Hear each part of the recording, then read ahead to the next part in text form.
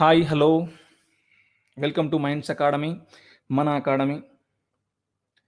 ఈరోజు ఈ సెషన్లో నేషనల్ ఇన్కమ్ టాపిక్ని చూద్దాం. చాలా వరకు ఏపీపీఎస్సి, టీఎస్పీఎస్సి, గ్రూప్ 2 యాస్పిరెంట్స్లో ఎక్కువ మందికి హికప్ వచ్చే ఏరియా ఎంటైర్ ఎకానమీలో నేషనల్ ఇన్కమ్ టాపిక్. కానీ ఈ టాపిక్ అట్లీస్ట్ మీకు 150 క్వశ్చన్స్లో 10 to 15 questions will come from national income topic only, exclusively. So అలాంటప్పుడు ఇంత వెయిటేజ్ ఉన్న టాపిక్ని మీరు కంపల్సరీ సీరియస్గా ప్రిపేర్ అవ్వాల్సిన పరిస్థితి ఉంటుంది. సో దీన్ని నెగ్లెక్ట్ చేయొద్దు కూడా. సో దీంట్లో ఉన్న టెర్మినాలజీ కావచ్చు, దీంట్లో ఉన్న కాన్సెప్ట్ ఏదైతే ఉందో అదంతా కంపల్సరీ నేర్చుకోవాలి. So entire economy, for example APPSC group 2 తీసుకుంటే third paper is of 150 marks. So 150 questions అనేది కంప్లీట్గా ఎకానమీ నుంచి వస్తాయి. ఈ దీంట్లో కూడా అరౌండ్ ఒక 115 2019, 2018 ప్రకారం అయితే 115 questions are from Indian economy and only 35 questions are from AP economy. And from paper 1 in 2019 mains we got 48 questions from economy. So అది కూడా మెయిన్గా ఈ గవర్నమెంట్ పాలసీస్ కానీ స్కీమ్స్ కానీ రిపోర్ట్స్ ఏవైతే ఉన్నాయో వాటిని ఎక్కువ కాన్సన్ట్రేట్ చేస్తారు పేపర్ 1కి సంబంధించి. సో మీకు ఎంటైర్ ఎకానమీలో మీకు ఆల్మోస్ట్ 198 క్వశ్చన్స్ అవుట్ ఆఫ్ 450 వచ్చాయి. So make it 200. So out of 450 you are getting 200 questions only from economy. ఆ ఎకానమీలో అంత ఇంపార్టెన్స్ ఉన్న ఎకానమీలో కంపల్సరీ మీరు ఈచ్ అండ్ ఎవ్రీ పాయింట్ మీరు చదవాల్సిన పరిస్థితి ఉంది. అలాంటి సిచ్యువేషన్లో మీకు ఇంపార్టెంట్ టాపిక్స్ని అసలు నెగ్లెక్ట్ చేయొద్దు. So national income is such topic. Okay, so ఈ సెషన్లో నేషనల్ ఇన్కమ్ సంబంధించి దాంట్లో హిడెన్ కాన్సెప్ట్స్ ఏదైతే ఉన్నాయో, దట్ టెర్మినాలజీ కావచ్చు, కాన్సెప్ట్ కావచ్చు, ఏదైతే ఉందో అది మీకు ఈజీగా అర్థమయ్యేలాగా అందించడానికి ప్రయత్నిస్తాను. సో మీరు meanwhile you please maintain a paper and pen to note the examples given by me. Now moving to the concept. See, so national income topic చదివేటప్పుడు నార్మల్గా మనం ఎలాంటి కాన్సెప్ట్స్ని మనం చదవాల్సి వస్తుంది. దీంట్లో అసలు సిలబస్ పరంగా తీసుకుంటే నేషనల్ ఇన్కమ్లో ఏమేమి చదవాల్సి వస్తుంది అని తీసుకుంటే, first of all you should understand the definition of GDP. Means gross domestic product. So దీని నుంచి gross domestic product, gross national product, so and so on up to national income. దీని నుంచి again private income, personal income, personal disposable income and per capita income something. So ఇలాంటివన్నీ కూడా నేర్చుకోవాల్సిన పరిస్థితి ఉంది. అంటే స్థూల దేశీయోత్పత్తి, స్థూల జాతీయోత్పత్తి దగ్గర నుంచి జాతీయ ఆదాయం వరకు, జాతీయ ఆదాయం దగ్గర నుంచి ప్రైవేట్ ఆదాయం అంటే ఏంటి, వెస్టి ఆదాయం అంటే ఏంటి, వెస్ట్ విఆర్ ఆదాయం అంటే ఏంటి, తలసరి ఆదాయం అంటే ఏంటి. సో ఇలాంటి కాన్సెప్ట్లో నేర్చుకోవాల్సిన పరిస్థితి ఉంది. ఇలాంటి కాన్సెప్ట్ మీరు నేర్చుకోవాలి, క్లియర్గా అర్థం చేసుకోవాలి అంటే first you should understand the definition of GDP. Then what is the definition of GDP. తర్వాత ఈ జీడిపిని కానీ జాతీయ ఆదాయాన్ని కానీ మన దేశంలో ఎవరు కమ్యూట్ చేస్తారు. నౌ ఈ చాప్టర్లో టెర్మినాలజీ ఏముంది మనం ఇప్పుడే మాట్లాడుకున్నాం. గ్రాస్ డొమెస్టిక్ ప్రోడక్ట్ అని. అసలు గ్రాస్ అంటే ఏంటి, డొమెస్టిక్ అంటే ఏంటి, ప్రోడక్ట్ అంటే ఏంటి, నేషనల్ ఇన్కమ్ సంబంధించి పర్సనల్ డిస్పోజబుల్ ఇన్కమ్ అన్నాము, పర్ క్యాపిటల్ ఇన్కమ్ అన్నాం. సో దీనికి సంబంధించి మార్కెట్ ప్రైజు, ఫ్యాక్టర్ కాస్ట్, ఇలాంటి చాలా ఉన్నాయి. సో ఆ టర్మ్స్ మీకు అర్థం కానిదే ఈ కాన్సెప్ట్ మీకు క్లారిటీ రాదు. So you will come to know the entire terminology by the end of the session. After learning the terminology, so you will go through all these concepts explained here. Now sectoral classification by CSO. Then what is CSO? Central Statistical Office. So ఈ రోజున ఇండియాలో మన జీడిపిని కానీ national income కానీ ఎవరు count చేస్తారు, ఎవరు గణిస్తున్నారు అంటే CSO అని చెప్తాం. సో ఆ కౌంటింగ్ చేసేటప్పుడు సులభతరంగా చేసుకోవడం కోసంగా డివైడ్ అండ్ రూల్ పాలసీ అంటాం కదా. సో ఇప్పుడు బ్రిటిష్ వాళ్ళు కూడా ఎంటైర్ ఇండియాని మనం రూల్ చేసినప్పుడు వాళ్ళు ఏం చేశారు, divide and rule policy follow అయ్యారు. సో విభజించి పాలించి ఉన్నారు. ఇక్కడ కూడా అంతే. సో ఎంటైర్ ఎకానమీని మనం ఏం చేసామంటే 3 సెక్టార్స్ కింద డివైడ్ చేసుకున్నాం. సో వాటిని ప్రైమరీ అన్నాం, సెకండరీ అండ్ టెర్షరీ అన్నాము, లేదంటే agriculture sector, industrial sector and service sector అనుకున్నాం. సో ఆ విధంగా ఎలా డివైడ్ చేసింది, ఫర్ ఎగ్జాంపుల్ మ్యానుఫ్యాక్చరింగ్ కింద ఏ సెక్టార్స్ ఉన్నాయి, హాస్పిటల్ దేని కింద ఉంది, గ్యాస్ సప్లై దేని కింద, వాటర్ సప్లై దేని కింద, కన్స్ట్రక్షన్ దేని కింద ఉంది, మైనింగ్ దేని కింద ఉంది, అగ్రికల్చర్ దేని కింద ఉంది, యానిమల్ హస్బెండరీ దేని కింద ఉంది, సంథింగ్ ఇట్లా ఏ సెక్టార్ కింద ఏవేవి ఉన్నాయి ఇండస్ట్రీస్ లాగా. సో అదొకటి చూస్తాం. దాని తర్వాత నేషనల్ ఇన్కమ్ కనుక్కునేటప్పుడు ఎలాంటి మెథడ్స్ మన CSO ఫాలో అవుతుంది అండ్ ఇతర కాన్సెప్ట్స్ అంటే లైక్ అదర్ కాన్సెప్ట్స్ కింద ఏం నేర్చుకుంటాము అంటే మన గ్రాస్ డొమెస్టిక్ ప్రోడక్ట్ నేషనల్ ఇన్కమ్కి అలాగే రెమిటెన్సెస్కి ఏమైనా లింకప్ ఉందా, హ్యూమన్ డెవలప్మెంట్ ఇండెక్స్కి జీడిపికి ఏమైనా రిలేషన్ ఉందా, ట్రాన్స్ఫర్ ఆఫ్ పేమెంట్స్ అంటే ఏంటి. సో ఇలాంటి టర్మ్స్ మిగతా కాన్సెప్ట్లు ఏవైతే ఉన్నాయో ఇవన్నీ కూడా మనం ఈ కాన్సెప్ట్లో నేర్చుకుంటాం. Then must and should have to go to the previous year questions from this topic. So అలాంటి ప్రీవియస్ ఇయర్ క్వశ్చన్ ఇక్కడ మెన్షన్ చేస్తున్నాను నేను. 2019-18లో వచ్చిన క్వశ్చన్స్ అన్నీ కూడా. సో అవి చూసుకున్నాక ఎంటైర్ కాన్సెప్ట్ మీకు గ్రిప్ ఉంటుంది అన్నట్టు. Okay, so now moving to meaning. So what is GDP? Sorry, before going to this we will come to know who computes it. So దీన్ని ఎవరు గణిస్తారు అనేది చూద్దాం ఫస్ట్. ఇది మీకు తెలిసిందండి, ఇప్పుడు చెప్పాను నేను ఆల్రెడీ. సో ఇది ఎవరు గణిస్తారు అంటే సిఎస్ఓ అని చెప్పుకున్నాం ఆల్రెడీ. సో దీనికంటే ముందు కూడా immediately after independence up to 1955 so national income committee అనే ఒక కమిటీ ఏర్పాటైంది. దీనికి ఎవరు అధ్యక్షత వహించారు అంటే PC Mahalanobis. Who is PC Mahalanobis? So మీలో ఎవరైనా సరే 5-year ప్లాన్స్ చదువుంటే అతను మీకు సుపరిచితం. ఈ 5-year ప్లాన్స్లో కూడా ఫస్ట్ ప్లాన్ ఏదైతే ఉందో, ఫస్ట్ ప్లాన్ ఎవరి మోడల్ అండి? అది హరాడ్ డోమర్, హెచ్డి అని చెప్తాం, హెచ్డి మోడల్ అని చెప్తున్నాం, హరాడ్ డోమర్ మోడల్ అని చెప్పుకుంటాం. Second 5-year plan is prepared by PC Mahalanobis. ఇక్కడ మనం నేర్చుకుంటాం, he gave more priority towards the big industries, towards the establishment of big industries. దాన్ని బిగ్ పుష్ థియరీ అని చెప్పుకున్నాం మనం, ప్లానింగ్లో చెప్పుకుంటాం దీని గురించి. సో ఈ పిసి మహల్నోబిస్ ఎవరైతే ఇక్కడ మాట్లాడుకున్నామో అదే పిసి మహల్నోబిస్ నేషనల్ ఇన్కమ్ కమిటీకి హెడ్ కింద ఉన్నాడు అన్నట్టు. నౌ ఇదే రెస్పాన్సిబిలిటీ, ఏ రెస్పాన్సిబిలిటీ? ఈ నేషనల్ ఇన్కమ్ కానీ జీడిపి కానీ కనుక్కునే ఆరు గణించే రెస్పాన్సిబిలిటీని ఎవరికి ట్రాన్స్ఫర్ చేశారు అంటే సిఎస్ఓకి ట్రాన్స్ఫర్ చేస్తారనమాట. సో ప్రజెంట్ జీడిపిని కానీ జాతీయ ఆదాయం ఎవరు గణిస్తున్నారు అంటే సిఎస్ఓ అని చెప్తున్నాం. ఆ సిఎస్ఓ ఎలా గణిస్తుంది అంటే national sample survey organisation or national sample survey office ఏదైతే ఉందో వాళ్ళు ఏదైతే సర్వే చేసి డేటా తీసుకుంటారో ఆ డేటాని డిపెండ్ చేసుకుని, ఆ డేటా మీద డిపెండ్ అయ్యి సిఎస్ఓ వాళ్ళు ఏం చేస్తారు అంటే దీన్ని కనుక్కుంటారు అన్నట్టు. లైక్ జీడిపి కానీ నేషనల్ ఇన్కమ్ కానీ. రీసెంట్గా స్మాల్ చేంజ్ ఉంది ఏంటి అంటే కరెంట్ అఫైర్స్లో మీకు ఇంపార్టెంట్ ఇది. ఈ CSO and national sample survey office ఏదైతే ఉందో ఈ రెండింటిని మెర్జ్ చేసి దేని ఫామ్ చేశారంటే నేషనల్ స్టాటిస్టికల్ ఆఫీస్. ఏ విధంగా అయితే సెంట్రల్ స్టాటిస్టికల్ ఆఫీస్ ఉందో అదేవిధంగా నేషనల్ స్టాటిస్టికల్ ఆఫీస్ని తీసుకువచ్చారు. 2019 May 23 అప్రూవల్ ఇచ్చింది గవర్నమెంట్ కూడా. So national statistics office. So నా ప్రజెంట్ జీడిపిని ఎవరు కనుక్కుంటున్నారు అంటే ఎవరు గణిస్తున్నారు అంటే you have to say NSO. ఒకవేళ మీకు ఎగ్జామ్లో సిఎస్ఓ ఇస్తే you can go with CSO. రెండు ఎవరు, ఒక ఎన్ఎస్ఓ ఇస్తే ఎన్ఎస్ఓకి వెళ్ళొచ్చు అన్నట్టు మీరు. ఓకేనా? నా ఇది ఎవ్రీ వీక్ కనుక్కుంటారా, ఎవ్రీ మంత్ కనుక్కుంటారా, ఎవ్రీ ఇయర్ కనుక్కుంటారా అంటే ఎవ్రీ 3 monthsకి ఒకసారి కనుక్కుంటారు. అందుకే దీన్ని త్రైమాసికం అంటారు. త్రైమాసికం in the sense quarterly statistics. Quarterly అంటే త్రైమాసిక గణాంకాలు అని చెప్తాం. సో ఎవ్రీ 3 monthsకి అంటే ఏంటి, జూన్ టు మార్చ్ సో ఒక స్టాటిస్టిక్స్ ఉంటుంది, మళ్ళీ ఏప్రిల్ టు జూన్ ఒక స్టాటిస్టిక్స్ ఉంటుంది. అట్లా ఇయర్లో 4 times కనుక్కుంటారు జీడిపిని. ఆ 4 timesకి వచ్చిన వాల్యూస్ ఏవైతే ఉన్నాయో సో ఆ వాల్యూస్కి ఫర్ ఎగ్జాంపుల్ 4, 5, 6, 7 వచ్చింది అనుకోండి. 4%, 5%, 6%, 7% వచ్చింది. దెన్ ఇయర్ ఎండింగ్లో ఎంత జీడిపి ఉంది అంటే అన్నిటికీ తీసుకుని యావరేజ్ తీసుకుంటారు. సో ఆటోమేటిక్గా 5.5% జీడిపి అని చెప్పుకుంటాం అన్నట్టు. క్లియర్?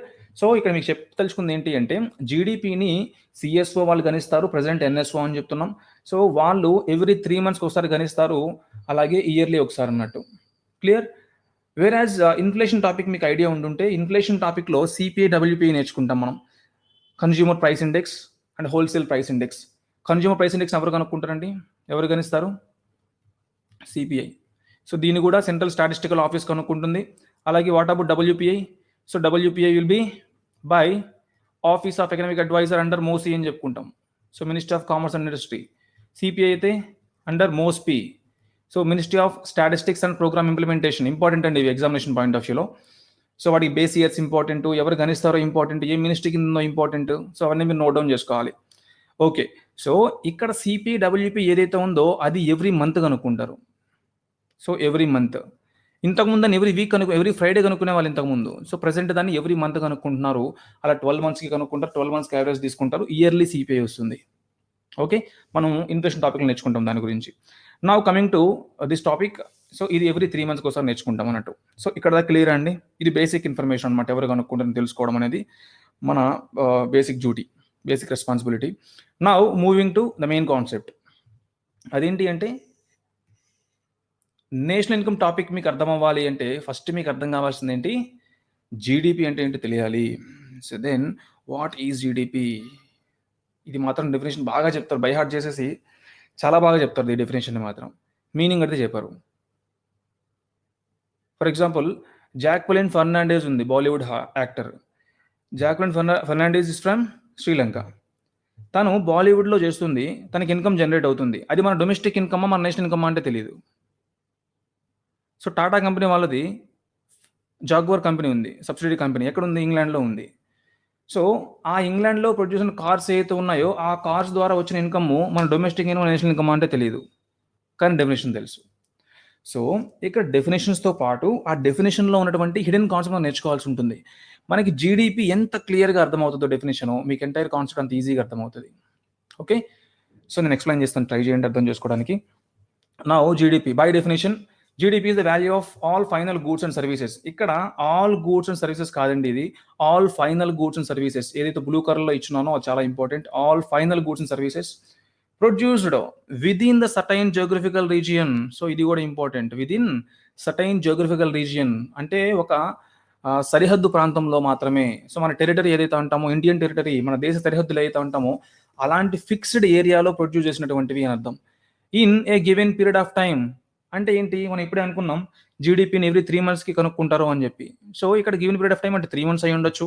అలాగే ఎవ్రీ ఇయర్కి మనం మాట్లాడతాం కదా, 2018-19లో ఇంత జీడిపి ఉంది, 2020-21లో కోవిడ్ వల్ల జీడిపి ఇంత తగ్గిపోయింది అని మాట్లాడుకుంటా ఉన్నాం. సో ఇక్కడ దేని గురించి మాట్లాడుతున్నాం మనం? 1 financial year అని చెప్తా ఉన్నాం. సో 1 year కనుక్కుంటా ఉన్నాం. సో గుర్తుపెట్టుకోండి, ఫైనాన్షియల్ ఇయర్ అంటే మామూలుగా మీకు ఇయర్స్ 3 రకాలు. ఒకటి ఫైనాన్షియల్ ఇయర్ అంటే ఏప్రిల్ 1 నుంచి మార్చ్ 31 వరకు.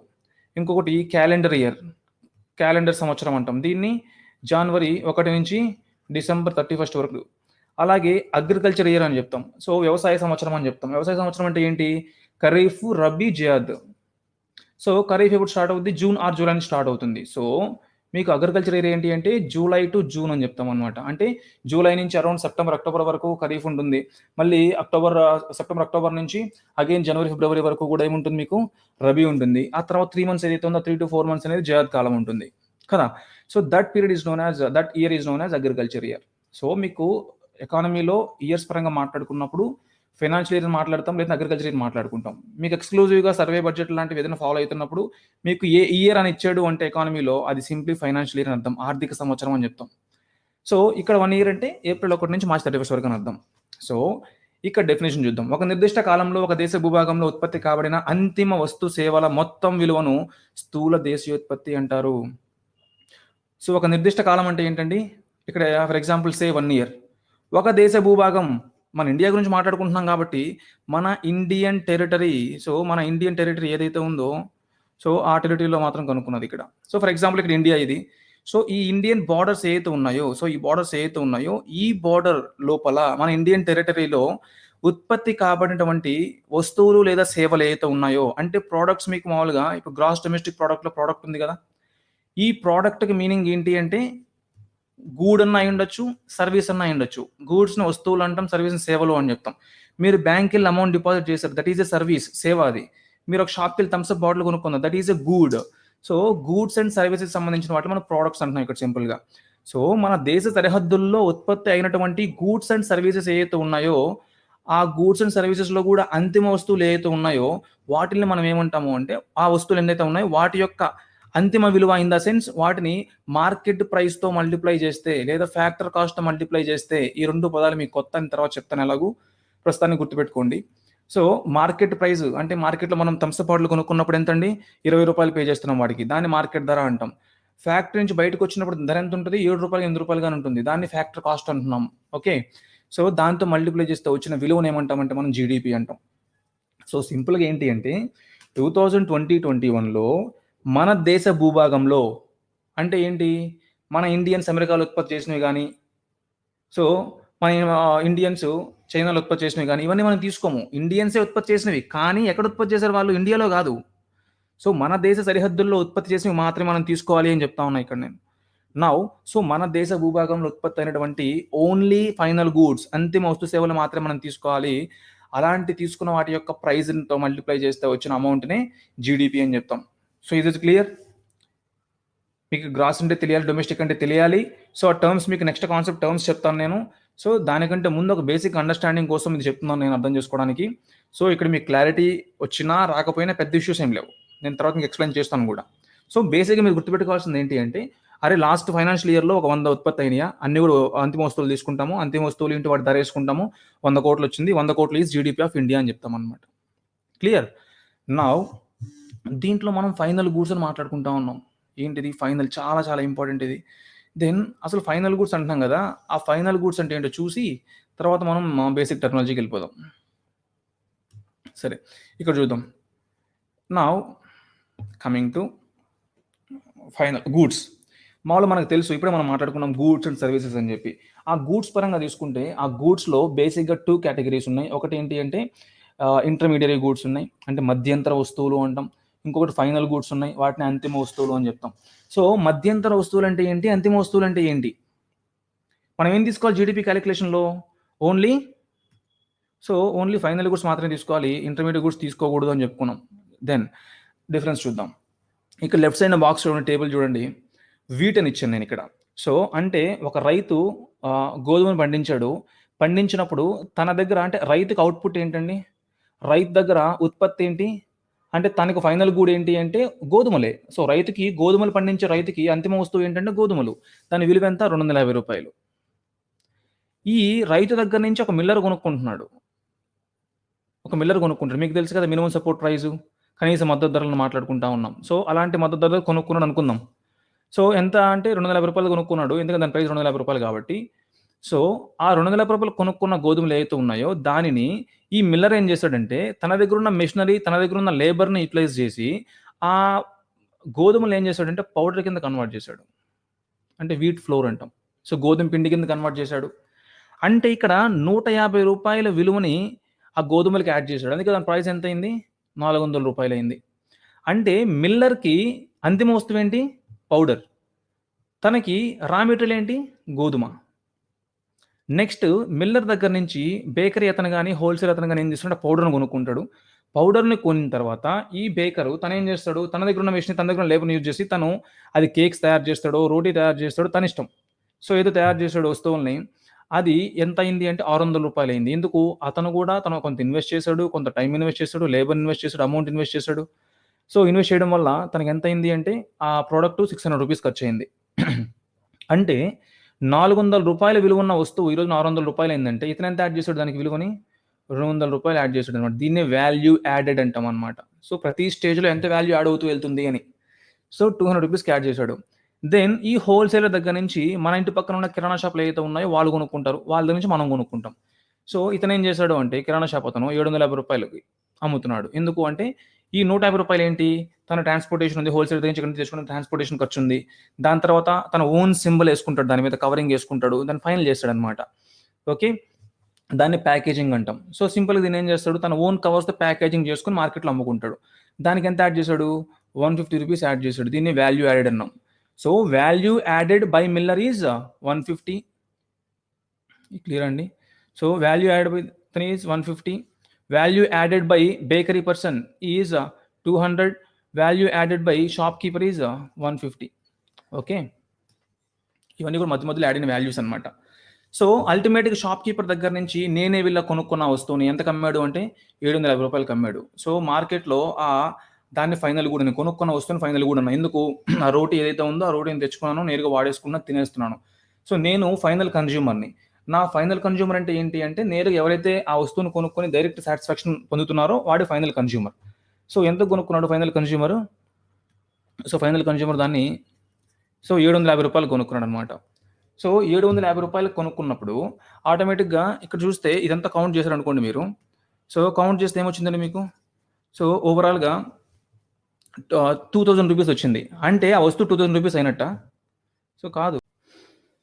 సో 2000 కాదు. ఎందుకు కాదు అంటే ఈ 2000లోనే ఈ 600 ఉంది, 400 ఉంది, 250 ఉంది, అన్నీ ఏమవుతున్నాయి? డూప్లికేట్ అవుతున్నాయి అన్నమాట.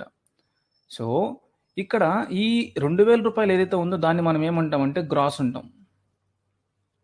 ఈ 750 రూపాయలు ఏదైతే ఉందో అది నెట్ అంటాం. నాకు గ్రాస్ నుంచి నెట్ కావాలి. ఇక్కడ ఏమైంది? సో ఈ 600 రూపీస్ కానీ, 400 కానీ, 250 కానీ డూప్లికేట్ అయ్యాయి. అందుకే నేనేం చేయాలి అంటే ఈ 2000 నుంచి ఈ 600, 400, 250 తీసేయాలి. ఎందుకు అంటే 750 ఫైనల్ ప్రోడక్ట్ కాబట్టి. సో, ఈ 750 ఫైనల్ కాబట్టి మధ్యలో ఉన్నయేంటి? ఈ 250, 400, 600 మొత్తం ఎంత? 1250. అవి మధ్యంతర వస్తువులు. తీసేస్తే ఓవరాల్‌గా ఎంతొచ్చింది? 750. ఈ 750యే ఈ షాప్ కీపర్ దగ్గర మనం కొనుక్కున్నదనమాట. అంటే ఈ షాప్ కీపర్ వాడికి ఈ హోల్‌సేల్ దగ్గర ఉన్న బ్రెడ్ గానీ, ఇక్కడున్న పిండి గానీ, ఇక్కడున్న గోధుమలు గానీ ఇవన్నీ ఏంటి అంటే ఇంటర్మీడియట్ గూడ్స్ అనమాట. నేను అల్టిమేట్‌గా జీడీపీలో ఏం తీసుకోవాలనుకున్నాం మనం? ఆల్ ఫైనల్ గూడ్స్ అనుకున్నాం. సో, ఇక్కడ ఫైనల్ గూడ్ ఏంటి? ₹750 విలువ చేసే ఈ గూడ్ అనమాట. సో, ఇవన్నీ కూడా ఇంటర్మీడియట్ గూడ్స్ అన్నట్టు. అందుకే మనం వాటిని తీసేయాలి. సో, మీరు జీడీపీ క్యాలిక్యులేషన్‌లో ఓన్లీ ఫైనల్ గూడ్స్ మాత్రం తీసుకోవాలి. సో, గూడ్స్‌లో 2 టైప్స్ అనుకున్నాం. ఒకటి ఇంటర్మీడియట్ గూడ్స్, ఇంకోటి ఫైనల్ గూడ్స్. నౌ ఫైనల్ గూడ్స్‌లో కూడా 2 టైప్స్ ఉన్నాయి. ఏంటవి? ఒకటి కన్జ్యూమర్ గూడ్స్, ఇంకొకటి క్యాపిటల్ గూడ్స్. కన్జ్యూమర్ గూడ్స్ అంటే ఏంటి? సో, ఫర్ ఎగ్జాంపుల్ మనం వాడే షర్ట్స్ కానీ, మనం తినే ఫుడ్ కానీ, మనం వాడే షూ కానీ, సంథింగ్ ఏవైతే ఉన్నాయో ఇవన్నీ ఎండ్ ప్రొడక్ట్స్ అనమాట ఇంకా. సో, ఇంకా కన్జ్యూమర్ తీసుకుంటాడు, ఇంకా directly he get satisfied with those products. అవి కన్జ్యూమర్ గూడ్స్. దీంట్లో మళ్ళీ 2 టైప్స్ ఉన్నాయి. ఒకటి డ్యూరబుల్స్, నాన్ డ్యూరబుల్స్ అని చెప్పి. అంటే ఏంటి? మన్నిక కలిగినవి, మన్నిక లేనివి అంటాం. ఫర్ ఎగ్జాంపుల్ మీరు టీవీయో, ఫ్రిడ్జో, బైకో తీసుకున్నారు. అవేంటి? ఒక 5 ఇయర్స్, 10 ఇయర్స్ మీ దగ్గర ఉంటాయి అవి. సో, అందుకని డ్యూరబుల్స్, మన్నిక కలిగిన వస్తువులు అని చెప్తాం. నాన్ డ్యూరబుల్స్ అంటే ఏంటి? Food products example. Food products ఏంటి? మనం బిర్యానీ ఆర్డర్ పెడతాము. సో, ఈవినింగ్ కల్లా తినేయాలి మధ్యాహ్నం ఆర్డర్ పెడితే. సో, రేపటికి ఉండదు మళ్ళీ. So, that is non durable food items example. So, ఇలాంటి డైరెక్ట్‌గా కన్జ్యూమర్ ఎవరైతే ఉన్నారో ఆ కన్జ్యూమర్‌కి డైరెక్ట్ సాటిస్ఫాక్షన్ ఇస్తున్నాయంటే అవి consumer goods. What are capital goods then? వీటిని మూలధన వస్తువులు అంటారు. ఫర్ ఎగ్జాంపుల్ మీరు జెరాక్స్ మెషిన్ కొన్నారనుకుందాం. సో, జెరాక్స్ మెషిన్ ద్వారా ఏం చేస్తున్నారు? మళ్ళీ మీరు ఇంకొక సర్వీస్‌ని మీరు ప్రొవైడ్ చేస్తా ఉన్నారు. సో, జెరాక్స్ మెషిన్ ద్వారా అంటే ఒక ఫైనల్ గూడ్ ద్వారా మీరేం చేస్తున్నారు? ఇంకొక ఫైనల్ గూడ్ ద్వారా ఏం చేస్తారంటే ఆ ఫైనల్ గూడ్ ద్వారా ఏం చేస్తున్నారంటే ఇంకొక సర్వీస్‌ని ప్రొడ్యూస్ చేస్తా ఉన్నారు. అంతేనా? సో, అలాగే for example Godavari KG basin ఉంది. ఆ కేజీ బేసిన్‌లో ఏం చేస్తున్నారు అంటే ఈ షేల్ గ్యాస్ ఏదైతే రా మెటీరియల్ ఉందో దాన్ని ఎక్స్ట్రాక్ట్ చేస్తున్నాం సముద్రపు అంచుల్లోంచి, లోతుల్లోంచి కదా! నౌ ఆ ఎక్స్ట్రాక్ట్ చేయడానికి ఉపయోగపడే మెషినరీ ఏదైతే ఉందో అది మామూలుగా ఫైనల్ గూడ్. కానీ అదేం చేస్తుంది? రా మెటీరియల్‌ని కన్వర్ట్ చేసేదాని కోసంగా దాన్ని ఎక్స్ట్రాక్ట్ చేయడం కోసం యూజ్ చేస్తున్నాం. అంటే ఇంకో సర్వీస్ అందిస్తుంది అది. అలాగే పెద్ద పెద్ద లేత్ మెషిన్స్ ఉన్నాయి. ఇవన్నీ కూడా క్యాపిటల్ గూడ్స్. అంటే ఏంటి? ఆ గూడ్స్‌ని యుటిలైజ్ చేసుకొని మనం ఇంకొక సేవను గాని, ఇంకొక వస్తువును ఉత్పత్తి చేయగలుగుతున్నాము అనేది క్యాపిటల్ గూడ్. ఓకే. సో, మనం క్యాపిటల్ గూడ్స్‌ని లెక్కేస్తాం జీడీపీలో. అలాగే కన్జ్యూమర్ గూడ్స్ కూడా లెక్కేస్తాం. ఎందుకంటే ఈ 2 కూడా ఫైనల్ గూడ్స్ కాబట్టి. ఓన్లీ ఫైనల్ గూడ్స్ మాత్రమే తీసుకోవాలి. Once again I'm telling you. Clear? So, దీనికి ఒక చిన్న ఎగ్జాంపుల్ చెప్పేసి నేను నెక్స్ట్ మెయిన్ టెర్మినాలజీకి, మెయిన్ కాన్సెప్ట్‌లోకి వెళ్ళిపోతాను నేను. సో, చూడండి ఇక్కడ ఎగ్జాంపుల్ నేను చూపిస్తున్నాను మీకు. Now for example cotton. So, ఒక రైతు కాటన్ పండించాడు, ఉత్పత్తి చేశాడు. దాని నుంచి థ్రెడ్స్‌లో గాని, ఒక ఫ్యాబ్రిక్‌లో కన్వర్ట్ చేస్తాము. దాన్ని వీవర్స్ ఏం చేస్తారంటే క్లాత్ కింద కన్వర్ట్ చేస్తారు. ఈ క్లాత్‌ని ఒక టైలర్ మేడ్ ఏం చేస్తారంటే ఒక షర్ట్ తయారు చేస్తాడు. షర్ట్ గాని, ప్యాంట్ గాని సంథింగ్ తయారు చేస్తా ఉన్నాడు. ఫర్ ఎగ్జాంపుల్ మనం ట్విల్స్ షోరూమ్ తీసుకుందాం. సో, ట్విల్స్ షోరూమ్ వాడు ఏదైతే షర్ట్స్ ఉన్నాయో ఆ షర్ట్స్ అనేవి మనం డైరెక్ట్ కన్జ్యూమర్ యూజ్ చేస్తుండు. డ్యూరబుల్ కన్జ్యూమర్ అని చెప్తా ఉన్నాం మనం అవి. So, durable consumer good. Okay. So, ఈ డ్రెస్ అనేది అల్టిమేట్‌గా ఫైనల్ గూడ్ మార్కెట్‌లో. ఎందుకంటే ఒక ఎండ్ కన్జ్యూమర్ వాడుతున్నాడు కాబట్టి దాన్ని. ఈ మధ్యలో ఈ క్లాత్ గాని, ఈ ఫ్యాబ్రిక్ గాని, ఈ కాటన్ గాని ఏవైతే ఉన్నాయో ఇవన్నీ ఏంటి? ఇంటర్మీడియట్ గూడ్స్ అన్నట్టు. నౌ ఫర్ ఎగ్జాంపుల్ ఐరన్ గురించి మాట్లాడుకుందాం. ఐరన్ ఓర్ నుంచి మీరు ఐరన్ బిల్లెట్స్‌ని తయారు చేస్తారు. అలాగే వాటిని హౌస్ కన్స్ట్రక్షన్‌లో యూజ్ చేస్తా ఉన్నాం. ఫైనల్‌గా ఆ ఇండిపెండెంట్ హౌస్ అతను ఏం చెప్తున్నాడు? ఒక 35 లాక్స్ చెప్తున్నాడు ఆ హౌస్. ఇప్పుడు ఈ 35 లాక్స్‌లోనే అతను వాడిన ఏదైతే రాడ్స్ గాని, ఐరన్ రాడ్స్ ఏవైతే ఉన్నాయో అన్నిటిని కలిపేగా. ఆ cement cost, bricks cost, labour cost అన్నీ registration cost A to Z అన్ని కలుపుకునే అతను ఏం చేస్తాడు అంటే ఒక రేట్ చెప్తాడు 35 లాక్స్ అని చెప్పి. సో, దీంట్లో అన్ని ఇంక్లూడ్ అయ్యి ఉన్నాయి. సో, ఇక్కడ ఐరన్ ఏదైతే వాడామో ఐరన్ అనేది ఇక్కడ ఇంటర్మీడియట్ గూడ్ అనమాట. అల్టిమేట్‌గా ఫైనల్ గూడ్ ఏంటి? So, final good is house only. Clear? So, ఈ విధంగా మనం జీడీపీలో ఓన్లీ ఫైనల్ గూడ్స్ మాత్రమే తీసుకుంటాము. ఒక మ్యాంగో ఉంది. మ్యాంగోని డైరెక్ట్‌గా తినేస్తే mango is a final good. ఆ మ్యాంగోని జెల్లీ కింద కన్వర్ట్ చేసి జెల్లీని అమ్మితే jelly is the final good. So, understand? Yes. So, ఇక్కడ ఓన్లీ మనం ఫైనల్ గుడ్స్ మాత్రమే తీసుకుందాం. నౌ చాలా చాలా చాలా చాలా చాలా ఇంపార్టెంట్ సెషన్ ఇది. సో, ఇది మీరు జాగ్రత్తగా అర్థం చేసుకోవాలండి. ఇది ఒక్కటి నేర్చుకుంటేనే మీకు ఆల్మోస్ట్ ఎంటైర్ కాన్సెప్ట్ మీద మీకు గ్రిప్ వస్తుంది. ఇదే ఇంపార్టెంట్. సో చూద్దాం. సో ఇక్కడ గ్రాస్ వర్సెస్ నెట్. గ్రాస్ అంటే ఏంటి, నెట్ అంటే ఏంటి? సో గ్రాస్ అంటే ఏంటి, నెట్ అంటే ఏంటి? తెలుగులో దీన్ని స్థూల నికర అంటాము. యాక్చువల్లీ ఇక్కడ ఈ కారక ధర ఉండేది, ఇక్కడ రాదండి అది. సో ఇక్కడ వస్తుంది ఉత్పత్తి కారక ధర. నౌ సో ఇది స్థూల వర్సెస్ నికర, ఇక్కడ ఇది లేదు. స్థూల అంటే నికర అంటే ఏంటి? ఇప్పుడు ఫర్ ఎగ్జాంపుల్ మ్యారేజ్ ప్రపోజల్లో అబ్బాయి ఏం చేస్తాడంటే తన బయోడేటాలో తనకి 12 lakhs ప్యాకేజ్ అని చెప్తాడు పర్ యానం. మ్యారేజ్ అయిన తర్వాత తన అకౌంట్లో 80,000 డిపాజిట్ అవుతూ ఉంటుంది పాపం ఎవ్రీ మంత్. వాళ్ళ వైఫ్ అబ్జర్వ్ చేస్తుంది, మీరే నాకు 12 lakhs అని చెప్పారు కదా, మీకు 1 lakh రూపీస్ పడాలి కదా, ఎందుకు 80,000 పడుతుంది అంటది. సో అతను ఏం చెప్తాడు వెంటనే, 12 lakhs కరెక్టే, ఈ 12 lakhs నాకు 1 lakh రూపీస్ రావాలి ఎవ్రీ మంత్, కానీ గవర్నమెంట్కి నేను ఆదాయ పన్ను చెల్లించాలి, అంటే ఇన్కమ్ ట్యాక్స్ అంటాం. సో ఇన్కమ్ ట్యాక్స్ చెల్లించాలి. సో అదర్ అలవెన్సెస్ ఏదైతే ప్రొవైడ్ చేస్తుందో కంపెనీ, అందుకు దానికోసం కట్ చేసుకుంటుంది. సో డిఎన్ఎస్ అలవెన్స్ అని చెప్పి, డిఏ అని చెప్పి, హెచ్ఆర్ఏ అని చెప్పి, సో ఇలాంటివన్నీ కట్ చేసుకుంటుంది. ఆ అలవెన్స్లకి ఏదైతే ఇస్తుందో వాటిని కట్ చేసుకున్నాక మిగిలిన అమౌంట్ ఎంత వస్తుంది అంటే 80,000 వస్తుంది. సో అతనికి వచ్చే గ్రాస్ ఇన్కమ్ పర్ మంత్ ఎంత, 1 lakh రావాలి, కానీ ఆ ట్యాక్సెస్ కంపల్సరీ కట్టాల్సిన ఏదైతే ఉన్నాయో తీసేయగా తనకు వచ్చిన అమౌంట్ ఎంత, 80,000. So this 1 lakh is known as gross income, this 80,000 is known as net income. So తన స్థూల ఆదాయం ఎంత అంటే 1,00,000 రూపాయల నెలకి, తన నికర ఆదాయం ఎంత అంటే 80,000 అని చెప్పాలి. Got it? అలాగే ఫర్ ఎగ్జాంపుల్ నేను 2018లో ఒక బుల్లెట్ బైక్ కొన్నా, ఆ బైక్ కాస్ట్ 2 lakhs. కొన్నప్పుడు చెప్పారు దాని లైఫ్ టైం ఎంత అంటే 10 years అని. 10 years లైఫ్ టైం అంటే ఏంటండి? ఎవ్రీ ఇయర్ దాని కాస్ట్ ఎంత తగ్గిపోద్ది, 1/10 తగ్గిపోద్ది, అంటే 10% తగ్గిపోద్ది. ఓవరాల్గా 10 years తర్వాత దాని వాల్యూ ఎంత, 0 అని అర్థం. ఇది క్లియరా? అంటే ప్రతి సంవత్సరం 1/10 తగ్గుతుంది అంటే ఎంత వాల్యూ తగ్గిపోద్ది? 2 lakhsలో 1/10 ఎంత, 20,000. అంటే 2019లో దాని విలువ ఎంత, 1,80,000. 2020లో దాని విలువ ఎంత, 1,60,000. అవునా? సో 2021లో నేను బైక్ అమ్మేద్దాం అనుకుంటున్నా, కొనుక్కునేవాడు ఎంతకు అడుగుతాడు? సో 3 years అయింది కాబట్టి 2018-21కి 3 years కాబట్టి ఆ 3 years కింద వాల్యూ ఖర్చు అవుతుంది, నేను ఎంత తగ్గించుకోవాలి? 3 సంవత్సరాలు కాబట్టి 3 × 20, 60,000 తగ్గించుకోవాలి. This 60,000 is known as depreciation or wear and tear అంటాం. ఎందుకు? ఆ బైక్ను వాడాను కాబట్టి ఆ బైక్ యొక్క ఎఫిషియన్సీలో కొంత చేంజ్ వచ్చి ఉంటుంది, ఇంజన్లో చేంజ్ వచ్చి ఉంటుంది, దాని పార్ట్స్ చాలా అరిగిపోయి ఉంటాయి. సో అందుకని దాన్ని తగ్గించుకోవాలి. ఆ 60,000 ఏమంటామంటే నేను తరుగుదల లేదా డిప్రిసియేషన్ అని చెప్తామన్నట్టు.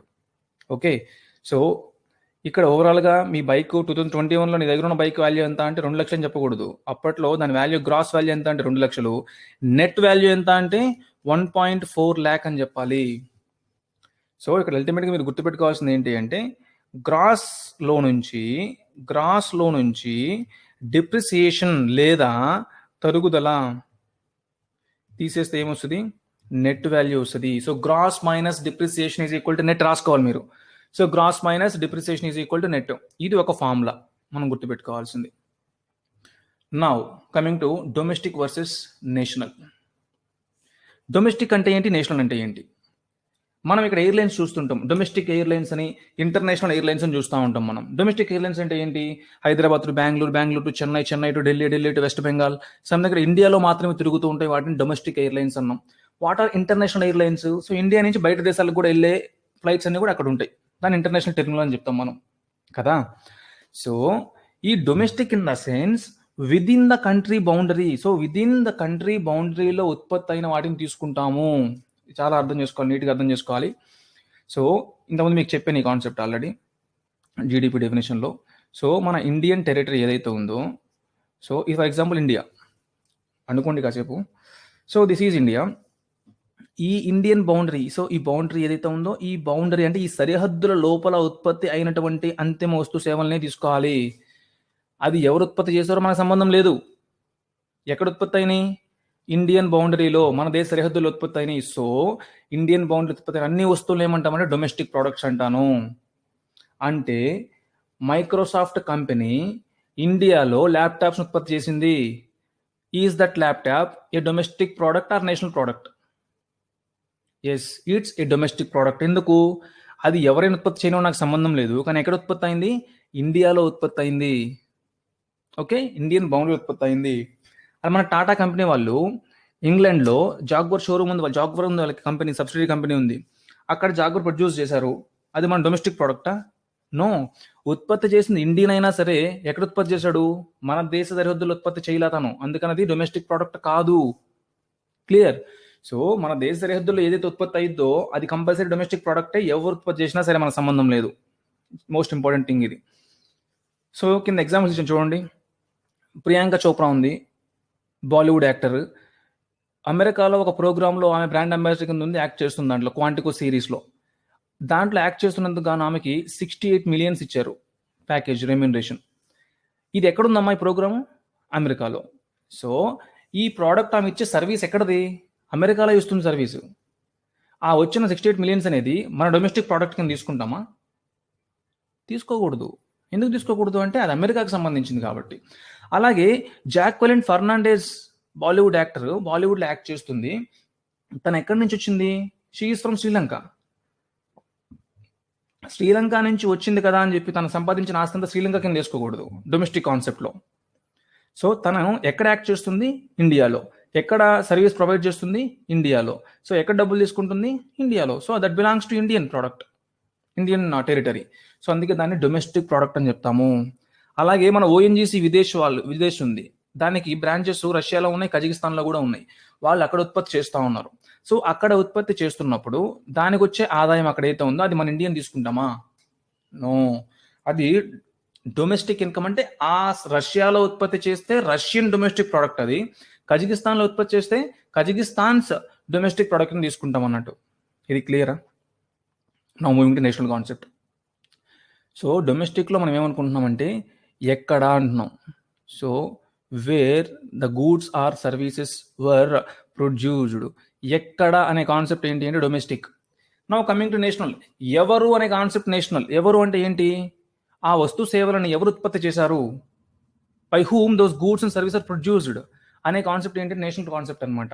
ఈ నేషనల్ కాన్సెప్ట్ ఏంటి అంటే, ఈ నేషనల్ కాన్సెప్ట్లో మన ఇండియన్ నేషనల్స్ అది అమెరికాలో ఉత్పత్తి చేయనివ్వండి, చైనాలో ఉత్పత్తి చేయనివ్వండి, రష్యాలో ఉత్పత్తి చేయనివ్వండి, ఎక్కడైనా ఉత్పత్తి చేయనివ్వండి, ఆ ఉత్పత్తి చేసిన అమౌంట్ ఏదైతే ఉందో అమౌంట్ అంతా కూడా, ఆ ప్రొడక్ట్స్ అన్ని కూడా ఎవరికి తీసుకుంటాము? నేషనల్ ప్రొడక్ట్స్ అంటాము.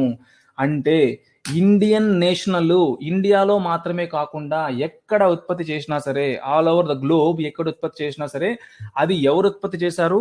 Indian national. So that product is known as Indian national product. ఇంగ్లాండ్లో ఉత్పత్తి అయినటువంటి జాగ్వర్ కార్ మన నేషనల్ ప్రోడక్ట్. కానీ డొమెస్టిక్ ప్రోడక్ట్ పరంగా తీసుకుంటే అది England domestic product. National product పరంగా తీసుకుంటే అది మన ఇండియన్ నేషనల్ ప్రొడ్యూస్ చేశాడు కాబట్టి, మన టాటా కంపెనీ వాళ్ళు ప్రొడ్యూస్ చేశారు కాబట్టి, అది ఇండియన్ కంపెనీ కాబట్టి ఇండియన్ నేషనల్ ప్రోడక్ట్ అని చెప్పుకుంటాం దాన్ని. అర్థమవుతుందా? సో ఈ బేసిక్ డిఫరెన్స్ మీకు తెలియాలి. తెలిస్తే మీకు కాన్సెప్ట్ అర్థమవుతుంది. నా డొమెస్టిక్ వర్సెస్ నేషనల్, అది ఇది క్లియరా? ఈ డొమెస్టిక్కి నేషనల్కి ఒక చిన్న మీకు క్లారిటీ రావాలి అంటే చిన్న ఎగ్జాంపుల్ ద్వారా చెప్తాను. సో మీకు ఫుల్ క్లారిటీ వచ్చేసింది ఇంకా డొమెస్టిక్ అంటే ఏంటి, నేషనల్ అంటే ఏంటి అనేది. కనిపిస్తుంది బోర్డు మీద, స్లైడ్ మీద చూడండి. Now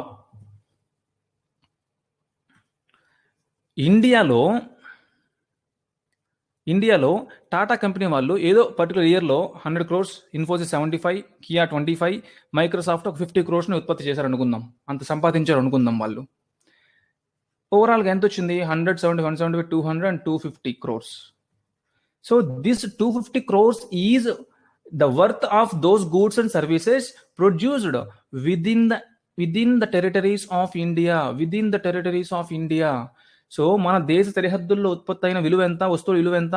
250 crores. That's why these 250 crores is known as ఏమంటాం? Domestic product. డొమెస్టిక్ అంటే ఏంటమ్మా? దేశీయ ఉత్పత్తి. So these 250 crores is known as దేశీయ ఉత్పత్తి or domestic product. Now national పరంగా తీసుకుంటే మన ఇండియన్ నేషనల్స్ ఎక్కడ ఉత్పత్తి చేసినా సరే మనదే అనుకుంటున్నాం. That is national concept. Now Indians ఎవరెవరు ఇక్కడ? Tata company, Infosys company. Tata company, Infosys company ఇండియాలో 100 కోట్లు, అమెరికాలో 30 కోట్లు. సో మొత్తం ఎంత? ఇది ఒక 130. ఇన్ఫోసిస్ కంపెనీ ఇండియాలో 75, అమెరికాలో 40. ఇదెంత? దాదాపు 115. అదొక 130, 125 ఎంత? 245 crores. So this 250 crores is known as domestic product or domestic income. This 245 crores is known as national product or national income. ఇందుకు మన ఇండియన్ నేషనల్స్ ఉత్పత్తి చేశారు కాబట్టి this is a national product. దీన్నే జాతీయ ఉత్పత్తి ఆర్ జాతీయ ఆదాయం అంటాం సింపుల్ గా. సో జాతీయ కాన్సెప్ట్ ఏంటి అంటే ఎవరు, దేశీయ కాన్సెప్ట్ ఏంటి అంటే ఎక్కడ. ఇది క్లియరా? ఇప్పుడు నాకు టర్మ్స్ తెలుసు, దేశీయకు 250 crores, జాతీయకు 245 అని.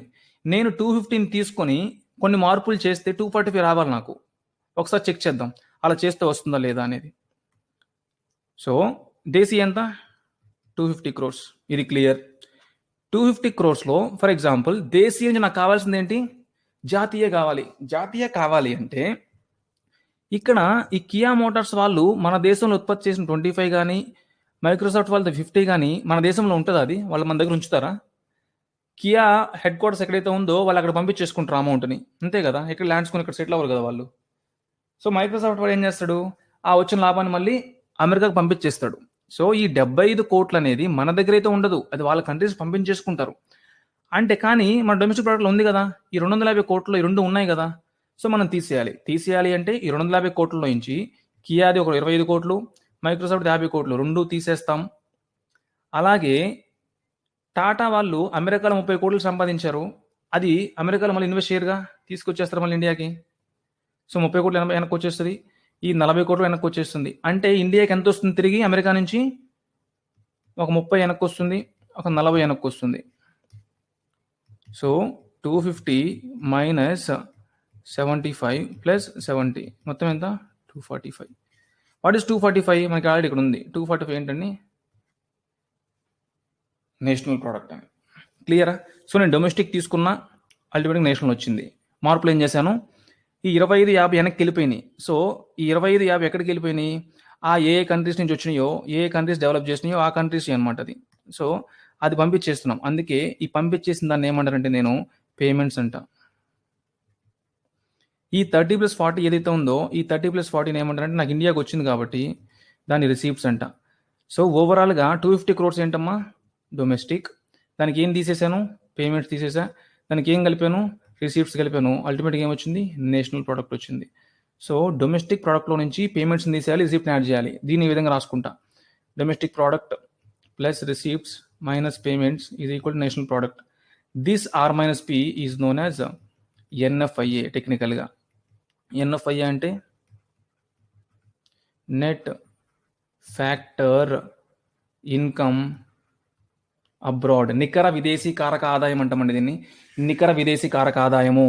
సో మనం ముందు కాన్సెప్ట్లో నేర్చుకున్నాం గ్రాస్ అంటే ఏంటి, నెట్ అంటే ఏంటి. గ్రాస్లో నుంచి డిప్రిసియేషన్ తీసేస్తే నెట్ వస్తుందని నేర్చుకున్నాం. అలానే domestic plus NFIA is equal to national. Is it clear? Okay now. So second concept అయిపోయింది మనకు నీట్గా.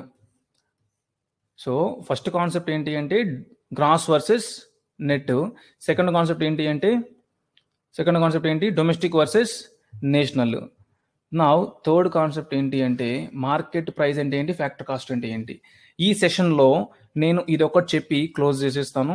దీని తర్వాత వీడియోలో అప్పుడు జీడిపి నుంచి పర్సనల్ డిస్పోజల్ ఇన్కమ్ దాకా మొత్తం ఈక్వేషన్ ఫామ్లో ఎట్లా గుర్తుపెట్టుకోవాలనేది కాన్సెప్ట్ నేను ఎక్స్ప్లెయిన్ చేస్తాను. ఓకే, సో ఈ కాన్సెప్ట్ వినండి. Market price versus factor cost. ఇక్కడ మార్కెట్ ప్రైస్ అంటే ఏంటి, ఫ్యాక్టర్ కాస్ట్ అంటే ఏంటి. ఇక్కడ దీనికంటే ముందు మీకు తెలియాల్సింది ఏంటి, ఫ్యాక్టర్ కాస్ట్ అంటే ఏంటి తెలియాలి. సో ఈ ఫ్యాక్టర్ కాస్ట్ ఏదైతే ఉందో ఈ ఫ్యాక్టర్ కాస్ట్ మనము ఏదైనా ఒక వస్తువును ఉత్పత్తి చేయాలి అంటే ఆటోమేటిక్గా మనకి ఏం అవసరం, కొన్ని ఫ్యాక్టర్స్ అవసరం. వాటిని ఉత్పత్తి కారకాలు ఆర్ ఫ్యాక్టర్స్ ఆఫ్ ప్రొడక్షన్ అంటాం అన్నట్టు. సో ఆ ఉత్పత్తి కారకాలు ఏంటి అంటే నంబర్ 1 ల్యాండ్, నంబర్ 2 లేబర్ కావాలి, నంబర్ 3 డబ్బులు కావాలి, క్యాపిటల్ కావాలి, నంబర్ 4 ఒక ఎంటర్ప్రైజ్ కానీ ఒక ఎంటర్ప్రెన్యూర్ కానీ కావాలి. దాని సింపుల్ ఆర్గనైజేషన్ అని చెప్తాం. ఈ 4 లేకుండా we can not produce anything. ఒక ఆఫ్లైన్ కోచింగ్ సెంటర్లో కోచింగ్ ఇవ్వాలి అంటే ఒక ల్యాండ్ కావాలి కోచింగ్ సెంటర్ పెట్టుకోవడానికి, తర్వాత ఫ్యాకల్టీ కావాలి, ఆ లేబర్ అన్నాం, క్యాపిటల్ కావాలి, ఎస్టాబ్లిష్మెంట్ డబ్బులు కావాలి, ఒక ఆర్గనైజేషన్ ఒక ఎంటర్ప్రెన్యూర్ ఆ మొత్తాన్ని లీడ్ చేసి ఒక హెడ్ కావాలి. సో ఇది లేకపోతే కోచింగ్ ఇవ్వలేం మనం. Coaching is a service. Now natural resources. So ఇదంతా అవసరం లేదండి. నార్మల్గా అయితే ఈ 4 థింగ్స్ ఏవైతే ఉన్నాయో ఈ 4 things are known as factors of production. అంటే ఏంటి? ఈ ఫ్యాక్టర్స్ ని యూటిలైజ్ చేసుకొని ఎవరన్నా సరే ఏదన్నా ఒక వస్తువుని కానీ సేవను కానీ ఉత్పత్తి చేయగలుగుతారు. ఇది క్లియర్. సో అలా ఉత్పత్తి చేసినప్పుడు ఆ వస్తువు యొక్క ధర ఎంత అంటే, ఇక్కడ మీకు ఒక డయాగ్రామ్ చెప్పినాను చూడండి. మీకు డిస్ప్లేలో ఒక డయాగ్రామ్ కనిపిస్తుందా? సో ఇక్కడ కార్ ఏదైతే కనిపిస్తుందో మీకు డిస్ప్లేలో, ఈ కార్ను ఉత్పత్తి చేయడానికి ఒక ఇండస్ట్రీ కావాల్సి వచ్చింది, ఒక లేబర్ కావాల్సి వచ్చింది, రా మెటీరియల్ కావాల్సి వచ్చింది, పైసలు కావాల్సి వచ్చినాయి. సో ఇవన్నీ ఏంటంటే ఫ్యాక్టర్స్ ఆఫ్ ప్రొడక్షన్. వీటన్నిటిని యూటిలైజ్ చేసుకొని నేనేం చేస్తున్నాను అంటే ఈ కార్ను ఉత్పత్తి చేశా. అలా అన్నిటినీ యూటిలైజ్ చేసుకుని నా కార్ను ఉత్పత్తి చేయడం నాకు అయ్యే ఖర్చు ఎంత అంటే, నాకు అయిన ఖర్చు ఎంత అంటే 10,000 రూపాయలు. సారీ, కార్ 10,000 రాదు కదా. సో అయిన ఖర్చు ఎంత అంటే 3 lakhs రూపీస్. ఈ 3 lakhs రూపీస్ అనేది ఏంటమ్మా, ఏవైతే ఫ్యాక్టర్స్ ఆఫ్ ప్రొడక్షన్స్ ఉన్నాయో వాటిని ఉపయోగించుకుని బయటకు వచ్చిన ధర అనమాట. మనం ఫ్యాక్టరీ అవుట్లెట్ అంటాం కదా, మనం దీపావళికి ఎక్కడికెక్కడికో వెళ్ళి గోడౌన్ తెచ్చుకుంటాం మనం టపాసులన్నీ. సో అక్కడ మనకి చాలా తక్కువ రేటుకి వస్తాయి అంటారు. ఎందుకు? నేరుగా అవి ఆ ఫ్యాక్టరీ నుంచి వచ్చేస్తాయి ఎక్కడికి అని చెప్తారు. ఒకవేళ షాప్ కీపర్ అయితే తనకి ట్రాన్స్పోర్టేషన్ కానీ సంథింగ్ అన్నీ ఉన్నాయి కాబట్టి ఎక్స్ట్రా అమౌంట్ వేసుకొని అమ్ముకోవాల్సి వస్తుంది కిరాణా షాప్ వాళ్ళు. సో ఇక్కడ కూడా ఫ్యాక్టర్ కాస్ట్ ఏదైతే ఉందో అది ఫ్యాక్టర్స్ ఆఫ్ ప్రొడక్షన్ సంబంధించి ఏవైతే ఉన్నాయో ఫ్యాక్టర్స్, వాటిని ఉపయోగించుకుని వస్తువు ఉత్పత్తి చేయడానికి ఎంతైతే ఖర్చు అవుతుందో దాన్ని ఏమంటానంటే నేను ఫ్యాక్టర్ కాస్ట్ అంట. ఉత్పత్తి కారకాల దృష్ట్యా ధర అంటాం తెలుగులో. ఉత్పత్తి కారకాలను ఉపయోగించుకొని ఉత్పత్తి చేసినప్పుడు ఆ వస్తువు యొక్క ధర ఏంటి అంటే ఉత్పత్తి కారకాల దృష్ట్యా ధర అంటాం. ఈ 3 lakhsకి ఇప్పుడు గవర్నమెంట్ ఏం చేయాలి? ఇతను వస్తువులు ఉత్పత్తి చేస్తున్నాడు కాబట్టి, మ్యానుఫ్యాక్చరింగ్ కాబట్టి సమ్ సేల్స్ ట్యాక్స్ కానీ సమ్ జిఎస్టీ కానీ పే చేయాలి. ట్యాక్స్ పే చేశాడు, తనకు ప్రాఫిట్ మార్జిన్ పెట్టుకున్నాడు, మిగతా అన్ని ఖర్చులు ఏదైతే ఉన్నాయో అన్నిటిని లెక్కేసుకుని మార్కెట్లో దాని ప్రైస్ ఎంత పెడతాడు? 5 lakhs రూపీస్ పెడతారు. This 3 lakhs is known as factor cost. This 5 lakhs is known as market price. So ఈ ఫ్యాక్టర్ కాస్ట్కి మార్కెట్ ప్రైస్ మధ్యలో ఏముంది? ట్యాక్స్ ఉంది. సో ఆ ట్యాక్స్ వల్ల ఆటోమేటిక్గా మారిపోద్ది అంటాం. సో ఇక్కడ ఈ డయాగ్రామ్ చూడండి. సో ఈ ఫ్యాక్టర్స్ ఏదైతే ఉన్నాయో ఈ ఫ్యాక్టర్స్ని ఉపయోగించుకొని మనం చేసేది ఏదైతే ఉందో దాన్ని ఫ్యాక్టర్ కాస్ట్ అనుకున్నాం సింపుల్గా, ఇప్పుడు చూసాం మనం. దెన్ ఈ ఫ్యాక్టర్ కాస్ట్ బయటకు వచ్చిన తర్వాత ఆటోమేటిక్గా దానికి ఏం యాడ్ అవుతాయి? సో తను కస్టమ్స్ కానీ జిఎస్టీ కానీ సేల్స్ ట్యాక్స్ పే చేయాలి కాబట్టి ఆ ట్యాక్స్ అమౌంట్ యాడ్ అవుతుంది తనకి. సో ఈ ఫ్యాక్టర్ కాస్ట్ మనం ఏం యాడ్ చేస్తున్నాము అంటే ఇండైరెక్ట్ ట్యాక్సెస్ని యాడ్ చేస్తూ ఉన్నాం. సో ఇండైరెక్ట్ ట్యాక్సెస్, సింప్లీ దాని ట్యాక్స్ అని కూడా అంటారు. సో ఇండైరెక్ట్ ట్యాక్సెస్ తర్వాత ఈ సబ్సిడీస్ రోల్ ఎంతవరకు ఉంది అని చూడడానికి నేను ఎగ్జాంపుల్ చెప్తాను నేను. సో ఇప్పుడు దాకా factor cost for example car cost ఎంత 3 lakhs అనుకుందాము, తను పే చేసిన ట్యాక్స్ ఒక 25,000 రూపీస్ అనుకుందాం. సో ఓవరాల్గా తనకైన ఖర్చు ఎంత అంటే 3.25 lakh అవుద్ది అనమాట. ఇప్పుడు ఈ ప్రైస్ మీద సబ్సిడీస్ ఏమైనా ఎఫెక్ట్ ఉంటుందా అంటే ఫ్యాక్టర్ కాస్ట్కి మార్కెట్ ప్రైస్కి ఈ సబ్సిడీస్ యొక్క ఎఫెక్ట్ ఏమైనా ఉంటుందా అంటే చూద్దాం. సో సబ్సిడీ ఎందుకు ఇవ్వాలి మామూలుగా గవర్నమెంట్? ఇప్పుడు ఫర్ ఎగ్జాంపుల్ మనం వాడే కార్స్ పెట్రోల్ కానీ డీజిల్ కార్స్ కానీ వాడుతున్నాం. Government wants to promote electric vehicles. So మ్యానుఫ్యాక్చరర్కి ఫర్ ఎగ్జాంపుల్ కియా మోటార్స్ వాడు కానీ లేకుంటే టాటా వాళ్ళకి diesel or petrol car produce చేయడానికి అయిన ఖర్చు ఫర్ ఎగ్జాంపుల్ 3 lakhs. సేమ్ ఫీచర్స్తో ఎలక్ట్రిక్ కార్ ప్రొడ్యూస్ చేయడానికి వాడికి 4 lakhs ఖర్చు అవుతుంది. సో వాడు ట్యాక్సెస్ ఎక్స్ట్రా ప్రాఫిట్లు అన్నీ కలుపుకొని ఒక 2 lakhs వేసుకుంటే అంటే ప్లస్ 2 lakhs అనుకుంటే 5 lakhs రూపీస్కి మార్కెట్లోకి వస్తుంది.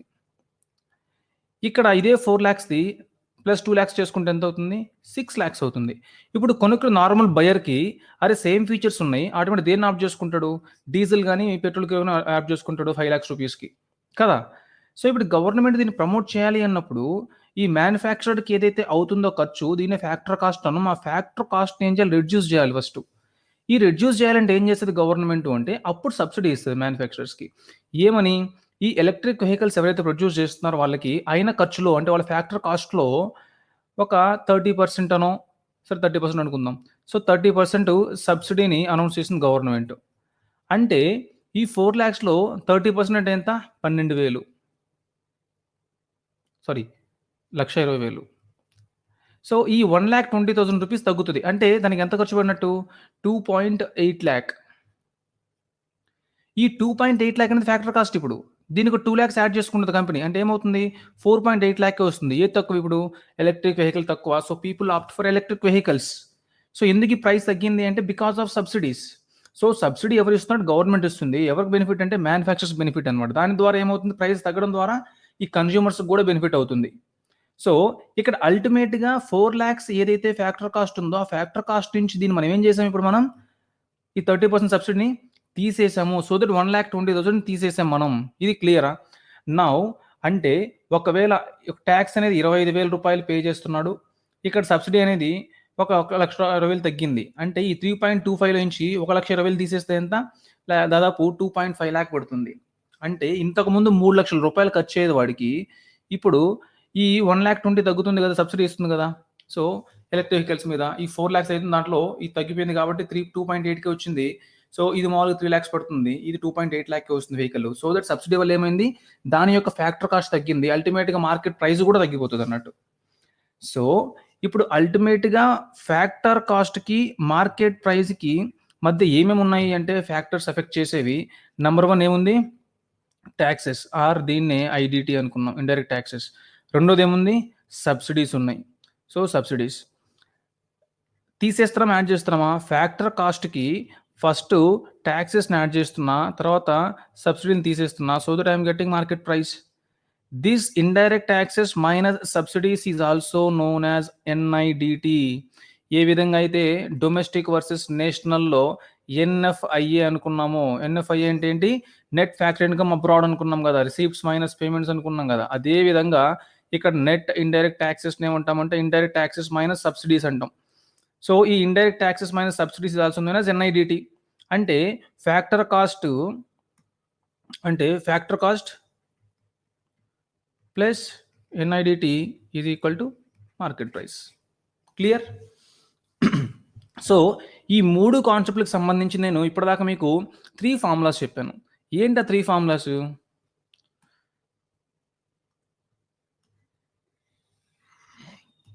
సో ఇది చూడండి ఒకసారి.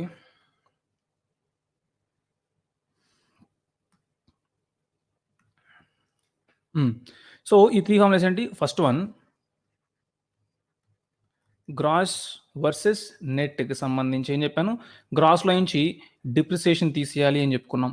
సెకండ్ ఏం చెప్పుకున్నాం? అంటే స్థూల నుంచి తరుగుదలను తీసేస్తే నికర వస్తుందని చెప్పుకున్నాం. దాని సెకండ్ వన్ ఏం చెప్పుకున్నాం? So domestic versus national. So డొమెస్టిక్‌కి నేషనల్‌కి రిలేషన్ ఏం చెప్పుకున్నాము?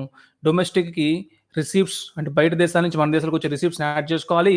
అలాగే the outflows from our country to foreign countries or rest of the world is payments. అవునా? So this receipt minus payments is also known as NFIA. So net factor income abroad, నికర విదేశీ కారక ఆదాయం అనుకున్నాం. సో డొమెస్టిక్‌కి ఎన్ఎఫ్ఐఏని add చేస్తే నేషనల్ వస్తుంది. గ్రాస్‌కి డిప్రిసియేషన్ తీసేస్తే నెట్ వస్తుంది. Third one factor cost versus market price. Factor కాస్ట్‌కి ట్యాక్స్‌లు లేవు కదా! సో అందుకే ఏం చేయాలి? ట్యాక్స్‌లను యాడ్ చేయాలి. అవి ఇండైరెక్ట్ టాక్సెస్ వస్తువు సేవల మీద ఉండేది కాబట్టి. మైనస్ దీంట్లో సబ్సిడీలు ఉన్నాయా? లేవు. సబ్సిడీస్ తీసేస్తాం. So minus subsidies.